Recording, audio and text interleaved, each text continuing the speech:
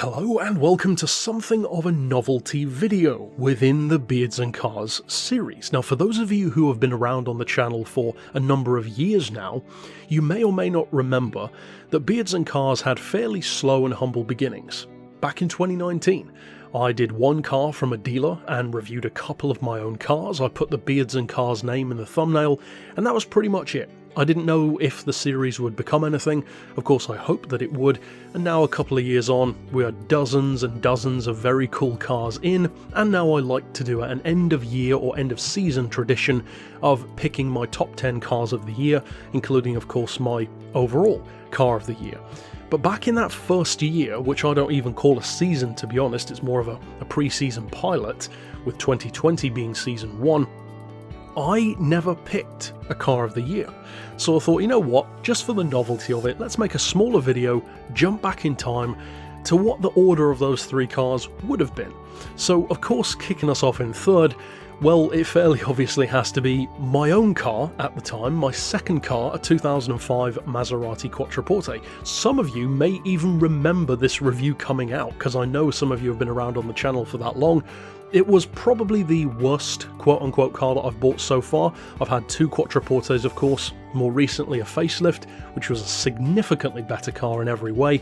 This one had the older Duo Select, or F1, or Cambio Corso, whatever particular person likes to call the transmission in that car. I often refer to it as the Cambio. And it was just a bad idea. I bought the wrong car at the wrong time, it had an issue, I ended up losing money on it. But I am putting it in third because, well, that is in effect last. I only reviewed the three, so it's got to be last. A lot of things to like, but ultimately certainly not worthy of being any higher. My second place pick is actually a massively significant car for the entire series. You could even argue the most important car I've ever reviewed in Beards and Cars, because it was the number one car. The first review I ever did, even before my own cars, the BMW i8 Roadster. I mean, one hell of a place to get started in a series, and it was also the first time I ever worked with a garage, since it wasn't one of my own vehicles. I mean, I wish it was, but of course not. Fantastic car, still one of my personal favourites that I've driven actually. It's not, as good as some others in terms of value for money and affordability, but it was a very good looking car, it was a lot of fun to drive, and I also kind of look back on the review with a little bit of a soured memory in terms of the review's appearance and camera styles not really living up to what I prefer to do these days.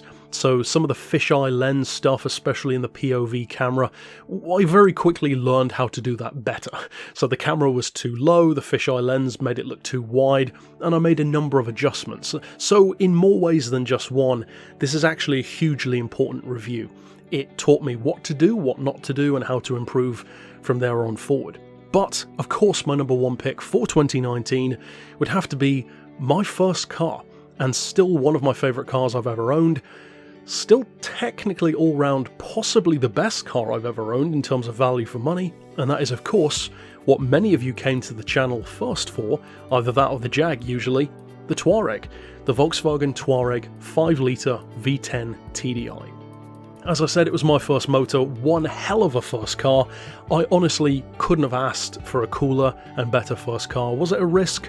Yes, certainly, but I never had a single engine issue in the time that I owned it. I had it for about 17-18 months in the end, and I absolutely loved it. It had a couple of issues. The battery needed changing at one point. The suspension, of course, which I believe I've talked about on the channel before, needed changing, but the guy who I bought it from covered the cost because it literally happened on day one. Apart from that, it was a beast of a car. Performance was deceptively good. I did a GPS 0 to 60 run with it here on the channel. I did a surprisingly popular custom car mats video, which had plenty of comments about my taste in car mat colour, that's for sure, justifiably so. But of course it had to be my car of the year 2019, and if nothing else, I also wanted to make this video not only as a novelty, but because a car like the Touareg V10 being so significant for still to this day being, I believe, the number one most viewed episode of Beards and Cars, which is crazy to me, but also such a massively important car in my journey. So in a sense, even though 2019 had the least cars I've ever reviewed, it's kind of the most important year the first time I ever did a review, the first time I ever worked with a dealership, the first video I ever made teaching me better editing, etc. And of course reviewing my first car, and technically my second one as well. Kind of, in effect, my best car and my worst car in the same year, funnily enough. So overall, of course, the Touareg V10 is my car of the year 2019, or more accurately was and still is my 2019 car of the year. And of course, if you are curious to see what I gave the 2020 and 2021 awards to, you can check those out on the channel, and obviously stick around here on the channel this year to see what the best one of the year will be in Season 3. But until next time, I'll see you then. Of course, check out more car reviews in the Beards and Cars playlist if you are interested in those, and there's quite the mix of different vehicles. But that's it for this vid.